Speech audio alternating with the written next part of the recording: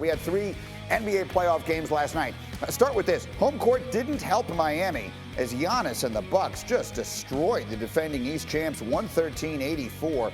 Giannis had 17 and 17. They're now up 3 games to none, so they're 1 win away from advancing to round 2. Elsewhere, Nikola Jokic had 36 points, 11 boards. Denver beat Portland on the road, 120-115. Dame Lillard had 37, but not enough. So Denver now up 2-1 in that series. And we opened the show this morning with Game 3 of Suns-Lakers. Lakers coming away with a 109-95 win. LeBron and Anthony Davis combined for 28 in the third quarter, which is when they sort of opened up a lead in that game and thus in that series. They didn't give the lead back last night, and it does not seem to be that they will give the lead up in this series either. Here's Tim Legler. Your thoughts. What's your number one takeaway from what we saw from the Lakers, and particularly their 2 superstars last night?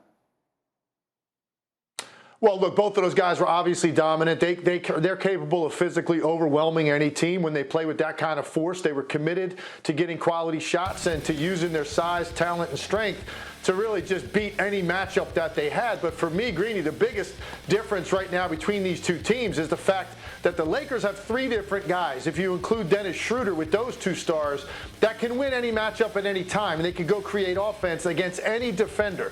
The Phoenix Suns, with Chris Paul this limited, and obviously he's limited by this injury, they have 1, and that's Devin Booker, and that's just not going to be enough. And it's so stark when you look at Chris Paul, and not just his regular season, when you look at Chris Paul's playoff history.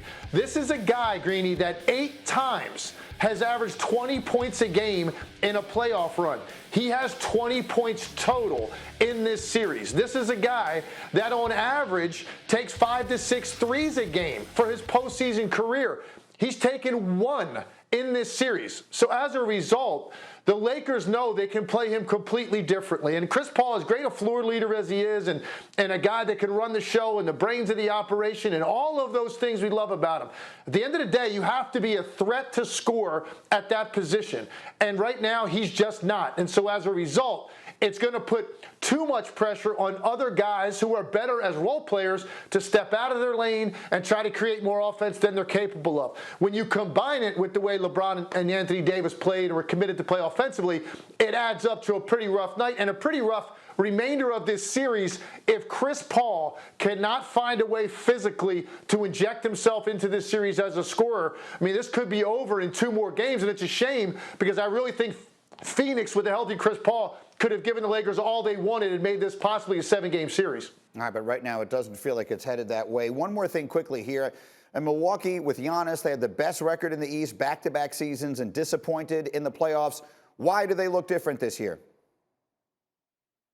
Well, I think the biggest thing is you add a Drew Holiday to the mix, you add a Bobby Portis. Like, those, to me, are the 2 biggest pieces. Drew Holiday is a guy that comes in, and we know what he can do defensively, but he's also another option for you offensively in close games because of his ability to run a ball screen and make a deep shot if that's what it requires. Chris Middleton obviously has been doing what he does for a long time, and I do think it seems like they're more comfortable if they get into those situations that are tight.